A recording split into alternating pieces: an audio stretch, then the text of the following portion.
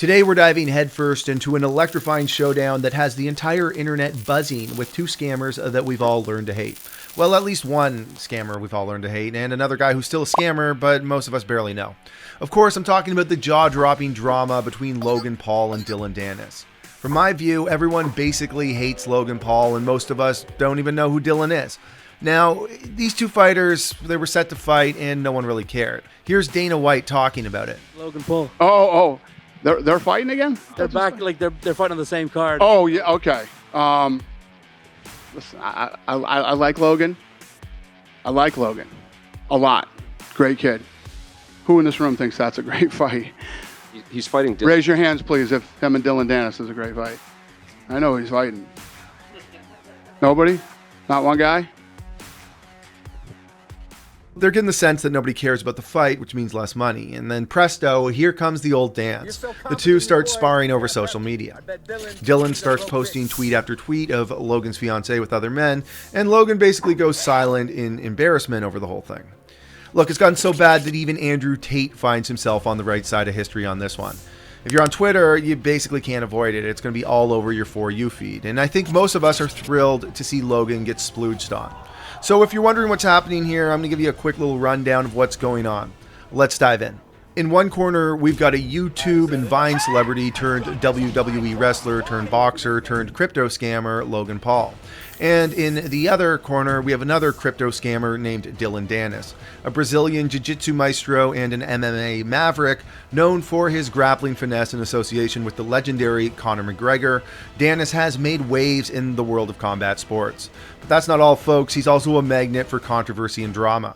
Okay, let's get into the history of the feud. The feud between Paul and Danis dates back to 2019. It all ignited with a simple comment from Logan Paul expressing his interest in going up against Danis. What followed was an escalating exchange of verbal blows across social media and interviews, with tensions rising by the minute. One example of their epic exchange was when Dillon Danis, who despite not being physically present at Logan Paul's KSI rematch due to security reasons, didn't let that hold him back. He publicly acknowledged his underestimation of Paul's abilities in a sarcastic twist that added fuel to the fire. Fast forward to this year, and sparks flew when Dillon Danis unleashed a fiery tweet branding Logan Paul as a scumbag, alluding to Paul's alleged involvement in crypto scams after CoffeeZilla's bombshell videos exposing CryptoZoo, a project linked to none other than Paul himself. From that moment on, it was a no-holds-barred battle royale in the digital arena. The duo exchanged everything from fiery insults to diving into each other's closets of skeletons, including matters like significant others, history of deceit, and even family matters. And as the feud escalated, the rivals decided to settle their differences in the ring. A boxing match was locked in for October 14th at the AO Arena in Manchester, United Kingdom. Now, you might be wondering, what's the common thread between Logan Paul and Dillon Danis? Well, they both got a track record of past crypto scams. In the Texas Western District Court, a legal case has been initiated against Logan Paul and his associates by a law enforcement officer who is representing a collective legal action. The lawsuit centers around allegations of fraudulent activities, breaches of contractual obligations, and the unlawful accumulation of wealth, all with connections to the CryptoZoo venture. The accusation asserts that Paul and his partners orchestrated and manipulated the market concerning the Zoo token, a digital commodity linked to CryptoZoo's concept of an unrealized gamified platform utilizing NFTs. While the platform's intention was to facilitate the exchange of animal hybrids on the blockchain, it never came to fruition, ultimately causing financial losses for those who invested. Of course, if you haven't seen it, CoffeeZilla did a great multi-part investigation on CryptoZoo. But funny enough, he also nailed Danis. In a meticulous video investigation, Coffee brought to light the role Danis played as a promoter of a fraudulent NFT initiative. CoffeeZilla's goal was to serve a demonstration to his audience of how influential figures often neglect proper research before endorsing projects. The investigation unveiled that Danis had actively supported over 20 deceitful projects on Twitter. Then, CoffeeZilla orchestrated a well-devised plan. He fabricated a website for a non-existent NFT project and negotiated an agreement with Danis to have him unknowingly promote the website, exposing his own scams. And the funny thing is, we've got both of them throwing stones at glass houses, with Danis himself criticizing Logan Paul's involvement in a cryptocurrency-related deception, and it appears that in the court of public opinion, no one really cares that Danis himself has done similar stuff, because he keeps dunking on Paul, and quite frankly, we're all loving it. Now, adding to the drama is none other than UFC star Conor McGregor, who has thrown his support behind Danis. Logan Paul went in and placed $1 million bet against McGregor that Paul would come out victorious against Danis. Overall, as I said off the top, the interest in this fight waned from the beginning, so Danis decided to step it up. His strategy was to direct his attention to Logan Paul's fiancée, Nina Agdal, and he took to social media with a series of provocative posts about how the Danish model has been seen with all sorts of celebrities and men, and quite frankly, it's all in an effort to just simply humiliate Logan Paul and effectively make him look like a cuckold. Now, the upcoming fight's going to happen on October 14th, and the actual event is headlined by KSI and Tommy Fury. But we still got our fireworks during the pre-fight press conference. At the presser, Paul took the stage with a custom birthday cake tailor-made for Dillon Danis' 30th birthday.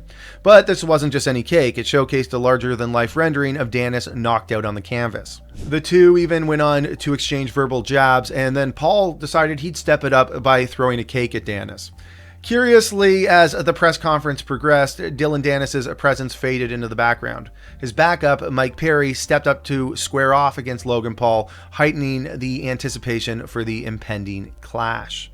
As the press conference came to an end, a surprising revelation emerged. Dillon Danis had been asked to leave the event, perhaps indicating just how much Danis is getting under Logan's skin. This sparring match makes great business sense for the fight. It's got lots of play on social media, and it's even got groups like us talking about it. And on our YouTube channel, we'd mostly rather be talking about economics and the stock market, but hey, the story is just too compelling for us to ignore. This whole thing recently has a bit of a wrestling feel to it, where the two are putting on a show to bring attention to the fight, but I think it's actually reasonable to assume that these two do hate each other. Danis is taking shots at Paul's fiancée, which is usually below the belt in these kinds of square-offs, and I think that neither of them are really under control, and they're just kind of saying stuff.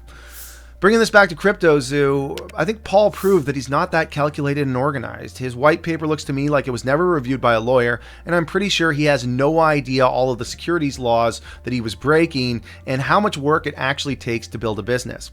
Danis, on the other hand, has promoted all sorts of crypto scams without doing any due diligence. And again, it's hard to imagine that he's that calculated as well. But here's the fun part. Logan's getting dunked on, and I don't think any of us cares who is dunking on him. As long as Logan is getting humiliated, we're all happy. Logan is so disliked that I think Andrew Tate could go after him, and all of us would be standing cheering for Tate. That's not something that I think many of us would ever really want to do. That being said, Logan has managed to become that wrestler who fills the seats for all of us to boo.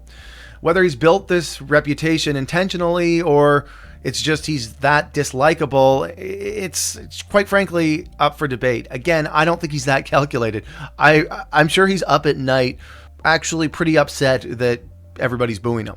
But honestly, it doesn't really matter. They're going to end up making a lot of money on this fight, and it's just another case where Logan Paul just continues to just run his mouth and do what Logan Paul does and ends up making a lot of money from it.